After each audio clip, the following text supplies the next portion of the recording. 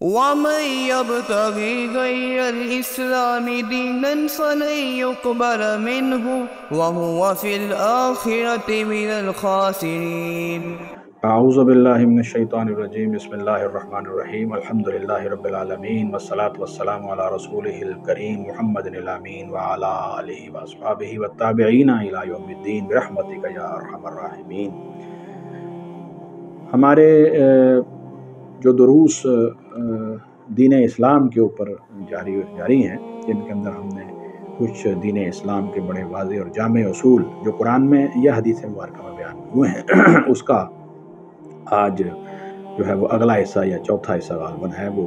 آج شروع کر رہا ہوں۔ اس کے اندر بھی چند احادیث مبارکہ جو ہے وہ میں نے آپ کے سامنے رکھنی ہے۔ اس سے قبل ہماری جو گفتگو کے مختلف حصے ہیں ان کے اندر جو ہے وہ پہلے قرآن مجید کی آیات مبارکہ سے، پھر رسول اکرم صلی اللہ علیہ وسلم کی انتہائی جامع صحیح اور حسن احادیث مبارکہ کی روشنی میں یہ جو ہے وہ کچھ چیزیں آپ کے سامنے گوش گزار کی ہیں۔ اللہ رب العزت سے دعا ہے کہ اللہ تعالی ہمیں انفرادی اور اجتماعی سطح پر ان تمام چیزوں کو اپنانے کی توفیق عطا فرمائے۔ یقین مانیے آج ہمارے معاشرے کے اندر اور ہماری افراد کی سطح پہ، ہمارے گھروں اور خاندان کی سطح کے اوپر اور معاشرے کی سطح کے اوپر، بلکہ پوری امت مسلمہ کی سطح کے اوپر جو ہے وہ ہمیں جو بھی بے چینیاں اور خرابیاں نظر آ رہی ہیں وہ انہی اصولوں کو حقیقت میں پامال کرنے کا نتیجہ ہے۔ اللہ تعالی ہمیں صحیح معنوں میں توفیق عطا فرمائے کہ ہم اسی دین اسلام کی طرف دوبارہ رجوع کر لیں جس کے اوپر رجوع کرنے پر ہی ہماری دنیا اور آخرت کی کامیابی ہے۔ آمین ثم آمین۔ اس سلسلے میں آپ کے سامنے جو ہے وہ حدیث مبارکہ نمبر 1 رکھتا ہوں۔ یہ حدیث امام بخاری اور مسلم دونوں نے حضرت نعمان ابن بشیر رضی اللہ تعالیٰ عنہما سے بیان فرمائی ہے۔ کہتے ہیں کہ قال سمعت رسول اللہ صلی اللہ علیہ وسلم یقول، کہتے ہیں رسول اللہ صلی اللہ علیہ وسلم کو میں نے یہ بات کہتے ہوئے سنا ہے، ان الحلال بین و ان الحرام بین، فرمایا کہ حلال جو ہے وہ بھی اللہ تعالیٰ نے واضح کر دیا ہے اور حرام بھی بالکل واضح کر دیا ہے، اس لیے اس میں کوئی اشکال نہیں، حلال بھی واضح ہے، حرام بھی واضح ہے، حلال اختیار کرو، حرام سے بچو۔ وَبَيْنَهُمَا أُمُورٌ مُشْتَبِهَاتٌ، لیکن کچھ درمیان میں ایسے امور ہیں جو مشتبہ ہوتے ہیں، جن کے اندر یہ انسان صحیح طریقے سے فیصلہ نہیں کر سکتا کہ یہ حلال ہے یا حرام ہے، یا کچھ پہلوؤں کے اعتبار سے وہ حلال محسوس ہوتا ہے، کچھ پہلوؤں کے اعتبار سے وہ حرام محسوس ہوتا ہے۔ اس کے بارے میں آپ نے کیا اصول فرمایا؟ لا يعلمهن كثير من الناس، لوگوں کی اکثریت اس کے بارے میں جانتی نہیں ہے۔ فَمَنِ اتَّقَى الشُّبُهَاتِ فَقَدِ اسْتَبْرَأَ لِدِينِهِ وَعِرْضِهِ، اور جس شخص نے اپنے آپ کو ان شبے والی چیزوں سے بچا لیا، اس نے اپنا دین بھی بچا لیا، اس نے اپنی عزت بھی بچا لی۔ اور فرمایا وَمَنْ وَقَعَ فِي الشُّبُهَاتِ وَقَعَ فِي الْحَرَامِ، اور جو آدمی بھی ان شبے والی چیزوں کے اندر پڑ گیا، سمجھو کہ وہ حرام چیزوں کے اندر پڑ گیا۔ کَالرَّاعِي يَرْعَىٰ حَوْلَ الْحِمَىٰ يُوشِكُ أَن يَرْتَعَىٰ فِيهِ، یہ اس چرواہے کی مانند ہے جو بادشاہ کے مقرر کیے ہوئے کسی چراگاہ کے جو ہے وہ جو سرحدوں کے اوپر جو ہے وہ اپنے جانور جو ہے وہ چرا رہا ہے، یعنی ایک جگہ پر یہ مقرر کر دیا کہ یہ بات کہ یہ جو ہے یہ جگہ کسی خاص آدمی یا کسی بادشاہ کی طرف سے یا حکومت کی طرف سے جو ہے وہ مقرر کر دی گئی ہے، اس کے اندر جو ہے وہ آپ جانور نہیں چرا سکتے، پرے پرے جائیں۔ اگر کوئی آدمی بہت اس کے قریب آ کر اپنے جانور چرائے گا تو فرمایا کہ یہ بات بالکل امکان ہے اس بات کا، یہ میں سے پہلے بھی کہا ہے کہ میں تمام حدیث مبارکہ کا جو ہے وہ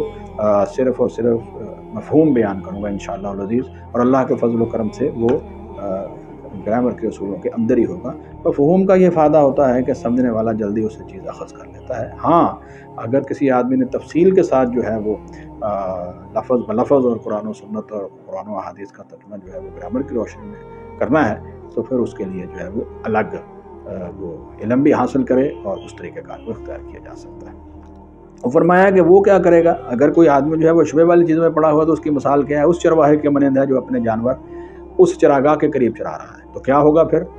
کسی وقت بھی کوئی جانور جو ہے وہ پھلانگ کے جو ہے وہ چراگاہ کے اندر چلا جائے گا، اور نتیجہ کیا نکلے گا؟ وہ اس چراگاہ کے اندر چلانے کے نتیجے میں اس نے حدود کو پھلانگ لیا تو اس کے اوپر جو ہے وہ پھر حد جو ہے وہ نافذ ہو جائے گی۔ الا وان لکل ملک حمن، ہر بادشاہ جو ہے وہ اس کی ایک مقرر کردہ چراگاہ ہے، ایک حدود ہے اس نے جو مقرر کی ہیں۔ الا وان حم اللہ محارمہ، اور دیکھو اللہ تعالیٰ کی یہ مقرر کردہ چراگاہ جو حدود ہے وہ اس کے حرام کردہ چیزیں ہیں، ان ان سے بچو، اللہ تعالیٰ کی حرام کردہ چیزیں جو ہیں ان کے قریب مت جاؤ۔ الا وان فی الجسد مضغۃ، اور خبردار رہو انسان کے جسم کے اندر جو ہے وہ ایک گوشت کا ٹکڑا ہے، اذا صلحت صلح الجسد کلہ، اگر وہ صحیح ہے تو اس سے انسان کا پورے کا پورا جسم جو ہے وہ صحیح ہوتا ہے، وَإِذَا فَسَدَتْ فَسَدَ الْجَسَدُ كُلُّهُ، اور اگر وہ خراب ہو جائے، اس کے اندر فساد برپا ہو جائے، اور فساد برپا ہونے کی اصل وجہ جو ہے وہ اس حدیث سے بالکل واضح ہو رہی ہے کہ حلال اور حرام کی تمیز نہ کرنا، حرام کے اوپر جو ہے وہ آنکھیں بند کر کے چلتے رہنا، حتیٰ کہ شبہات جو ہیں ان کے اندر بھی جو ہے وہ بالکل جو ہے وہ بے باک ہو کر شامل ہو جانا کہ کوئی بات نہیں اور خیر ہے، اس طرح کے الفاظ کہہ کر اس کو اختیار کر لینا۔ فرمایا اس کا نتیجہ کیا نکلے گا؟ دل کی اصلاح نہیں ہوگی بلکہ اس کا فساد برپا ہو جائے گا۔ اذا فسدت فسد الجسد كله، اور اگر وہ گوشت کا ٹکڑا جو ہے اس کے اندر فساد آ جائے، پورے جسم میں فساد آ جاتا ہے۔ الا وہی القلب، لوگوں خبردار رہو، وہ دل ہے، وہ قلب ہے جس کے اندر اللہ تعالیٰ نے ایمان کی وہ نور اور وہ روشنی اور ایمان کا وہ پودا لگایا ہے۔ اگر تم اس کو خراب کر لو گے تو نتیجہ کیا نکلے گا کہ پھر اگر اس پودے کی جڑ اور اس کا بیج خراب ہو گیا، ایمان خراب ہو گیا، تو اس کے جو اعمال نکلنے ہیں، اس پودے کے جو وہاں پر پھل اگنے ہیں، وہ بھی نتیجتاً خراب ہوں گے، اور آپ کا اسلام بھی خراب ہو جائے گا۔ ایمان خراب ہوا، اسلام بھی خراب ہو جائے گا، دل خراب ہوا تو جسم کے باقی اعضاء جو ہیں اس سے بھی اچھی بات کریں گے۔ اللہ تعالیٰ ہمیں حلال و حرام کی تمیز نصیب فرمائے۔ دوسری حدیث مبارکہ، اس کو حضرت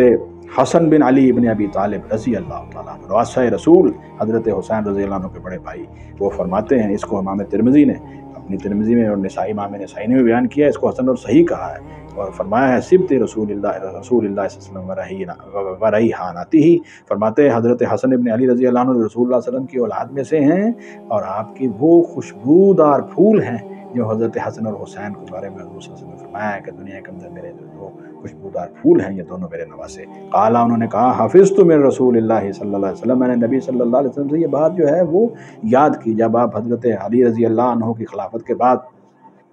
جو ہے وہ کوفہ کے اندر جو ہیں وہ بنے ہیں امیر المومنین خلیفۃ المسلمین، بعد میں تو انہوں نے حضرت معاویہ سے صلح کر لی تھی۔ تو کسی نے پوچھا کہ آپ نے رسول اللہ صلی اللہ علیہ وسلم سے کچھ چیزیں یاد کی ہیں، کوئی حدیث یاد کی ہے؟ تو فرمایا ہاں میں نے، ایک تو انہوں نے بیان فرمایا کہ میں نے 5 نمازیں جو ہے وہ رسول اللہ صلی اللہ علیہ وسلم سے سیکھی ہیں، ان کو یاد کیا ہے۔ پھر فرمایا میں نے وطروں کی دعا جو ہے وہ سیکھی ہے، اللہم اہدنی فی من ہدیت وعافنی فی من عافیت تولنی فی من تولیت، مشہور حدیث ہے جس کو آپ سنتے ہیں۔ پھر فرمایا میں نے یہ بات بھی رسول اللہ صلی اللہ علیہ وسلم سے حفظ کی ہے، یاد کی ہے کہ اللہ کے رسول نے فرمایا دع ما یریبک الی ما لا یریبک، اس چیز کو چھوڑ دے جو تمہیں شک میں ڈالے، اور اس چیز کی طرف مائل ہو جا جو شک میں نہ ڈالے۔ یہ اس وقت آپ نے فرمائی جب حضرت حسن رضی اللہ تعالیٰ عنہ جو ہے وہ زمین کے اوپر پڑی ہوئی، یا آپ جو ہے وہ جب گئے ہیں غنیمت کے مال کے اوپر سروے کرنے کے لیے، یا اس طرح آپ نکلے ہیں، تو انہوں نے زمین کھجور جو ہے اٹھا کے منہ میں ڈال دی، تو نبی صلی اللہ علیہ وسلم نے میرے منہ، آپ نے فرمایا کہ میرے منہ کے اندر انگلی ڈال کر فرمایا کہ اس کو نکال دے، یہ نہیں مجھے پتا کہ یہ صدقہ کی کھجور ہے، اور صدقہ جو ہے وہ میرے اوپر اور آل محمد صلی اللہ علیہ وسلم پر اللہ تعالیٰ نے حرام کیا ہے۔ تو اتنا حضور صلی اللہ علیہ وآلہ وسلم نے اس کے اوپر محتاط رویہ اختیار فرمایا، اور پھر فرمایا کہ دیکھو شک والی چیز جو ہے، بلکہ کسی شخص نے ساتھ، یہ حدیث میں ایسے بھی الفاظ ہیں غالباً، کسی شخص نے کہا کہ یہ تو چھوٹی سی بات تھی، آپ نے بچے کو کھجور نکال لی، تو حضور صلی اللہ علیہ وسلم نے حضرت حسن رضی اللہ عنہ کو فرمایا کہ جو شک میں چیز ڈالے اس کو چھوڑ دو، اور اس کی طرف مائل ہو جاؤ جو چیز جو ہے وہ تمہیں شک میں مبتلا نہ کرے۔ تو چنانچہ یہ جو متشابہ چیزیں ہوتی ہیں اور شک و شبہ والی چیزیں ہوتی ہیں، ان سے بچ جانا ہی انسان کے لیے بہتر ہے۔ اگلی حدیث مبارکہ جو ہے وہ حضرت ابو ہریرہ عبد الرحمن بن صخر رضی اللہ عنہ سے، قال سمعت رسول اللہ صلی اللہ علیہ وسلم، میں نے سنا رسول اللہ صلی اللہ علیہ وسلم یقول، وہ کہہ رہے تھے، آپ نے یہ بات کہی، رواہ البخاری ومسلم، بخاری مسلم میں یہ روایت ہے، ما نہیتکم عنہ فاجتنبوہ، لوگوں میں جو تمہیں جس چیز سے منع کروں اسے رک جایا کرو، وما امرتکم بہ فأتوا منہ، جس چیز کا میں تمہیں حکم دوں تو اس کو کیا کرو، مستطاعت، جتنی اللہ تعالیٰ نے تمہارے اندر استطاعت رکھی ہے اس حد تک میرے حکم کو مانو۔ فَإِنَّمَا أَهْلَكَ الَّذِينَ مِن قَبْلِكُمْ، تم میں سے پہلے لوگ ہلاک ہو گئے اس وجہ سے، کثرت مسائلہم واختلافہم علی انبیائہم، انہوں نے بہت زیادہ سوال و جواب کرنے شروع کر دیے، اور انبیاء علیہ السلام کے جو بتائے ہوئے طریقے اس کے اندر اختلاف کرنا شروع کر دیا۔ دو باتیں انسان دیکھیں، ضروری سوال آپ کریں، اس میں کوئی شک نہیں ہے، ضروری سوال دین سیکھنے کے لیے ضروری ہوتا ہے، لیکن بے معنی بے مقصد سوالات کرنا اور پھر ایک بات کو پکڑ کے اس کے اندر جو ہے مختلف پہلو نکال کر اختلافات کرنا، اس سے حضور صلی اللہ علیہ وآلہ وسلم نے دین اسلام کے اندر منع کر دیا۔ اسی طرح رسول اکرم صلی اللہ علیہ وآلہ وسلم نے ایک بات جو حدیث میں اس کو بھی بیان کیا ہے، امام ترمذی نے حسن سند کے ساتھ حضرت ابو ہریرہ رضی اللہ تعالیٰ عنہ سے فرماتے ہیں، قال رسول اللہ صلی اللہ علیہ وسلم من حسن اسلام المرء ترکہ ما لا یعنی۔ بہت زبردست اصول ہے، کسی مسلمان مرد اور مرے ویسے تو مرد کے لیے ہے، یعنی کسی شخص کے لیے یا کسی مرد کے اسلام کے حسن کے لیے، من حسن اسلام المرء، کسی شخص کے، جس میں دونوں مراد ہیں، اسلام کے حسن اور اس کی خوبصورتی کی علامت کیا ہے؟ ترکو ہو، کہ وہ کیا کرے، مالا یعنی ہی، جن چیزوں کا کوئی تعلق نہیں ہے، بے معنی لغو چیزوں کو چھوڑ دیں، جو اس کے دین اور دنیا دونوں کا نقصان کر رہی ہیں، اس کے وقت کا جو ہے وہ ضیاع کر رہی ہیں، اس کو مقصد سے اس کو ہٹا رہی ہیں، اور اصل مقصد کیا ہے؟ آخرت، اللہ تعالیٰ کی رضا اور خوشنودی، جہنم سے بچ جانا اور جنت میں داخل ہو جانا، یہ اصل مسلمان کا مقصد ہے۔ اگر اس مقصد سے کوئی چیز جو ہے وہ آپ کو جو ہے وہ ہٹا رہی ہے تو اس کو چھوڑ دیجئے۔ یہ چیز جو ہے وہ کسی بھی شخص کے اسلام کے حسن اور خوبی کی علامت ہے۔ اس کے بعد اگلی حدیث جو ہے وہ حضور صلی اللہ علیہ وآلہ وسلم نے جو بیان فرمائی ہے وہ حضرت ابو ہریرہ رضی اللہ تعالیٰ عنہ سے، اس کو امام مسلم نے اپنی صحیح کے اندر بیان فرمایا ہے، اور نبی صلی اللہ علیہ وسلم فرماتے ہیں، بہت پیاری حدیث ہے، ان اللہ طیب لا یقبل الا طیبا، اللہ تعالیٰ کی ذات طیب ہیں اور اللہ تعالیٰ طیب کے علاوہ کوئی قبول نہیں کرتے، یعنی اللہ تعالیٰ حلال مال کے علاوہ کوئی صدقہ قبول نہیں کرتے، کوئی نیکی قبول نہیں کرتے۔ وَإِنَّ اللَّهَ أَمَرَ الْمُؤْمِنِينَ بِمَا أَمَرَ بِهِ الْمُرْسَلِينَ، اللہ تعالیٰ نے حلال اختیار کرنے کا حکم مومنوں کو بھی دیا ہے، بالکل اسی طرح جیسا کہ اللہ کے رسولوں کو دیا۔ یہ اتنا اہم مسئلہ ہے کہ اللہ تعالیٰ نے قرآن حکیم کے اندر جو ہے وہ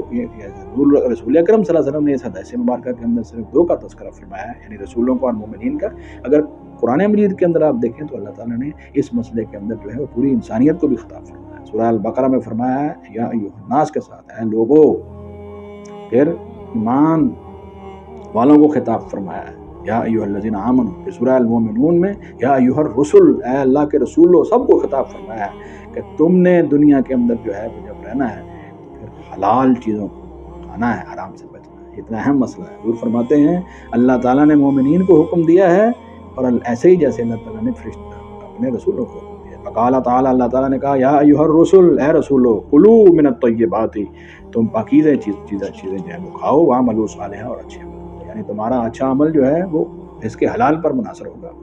وقال تعالیٰ، اور اللہ تعالیٰ نے دوسری جگہ فرمایا، یہ حضور صلی اللہ علیہ وسلم کے حدیث مبارکہ ہے، یا ایھا الذین آمنوا کلوا من الطیبات ما رزقناکم، جو اللہ تعالیٰ نے تمہیں رزق دیا اس میں سے پاکیزہ چیزیں جو ہیں وہ کھاؤ۔ یہ سورہ البقرہ میں یہ دو آیات مبارکہ حضور صلی اللہ علیہ وسلم نے تلاوت فرمائی، اور اس کے بعد فرمایا ثم ذکر الرجل، حضرت ابو ہریرہ کہتے ہیں پھر حضور صلی اللہ علیہ وسلم نے ایک ایسے شخص کا تذکرہ کیا، یطیل السفر اشعث اغبر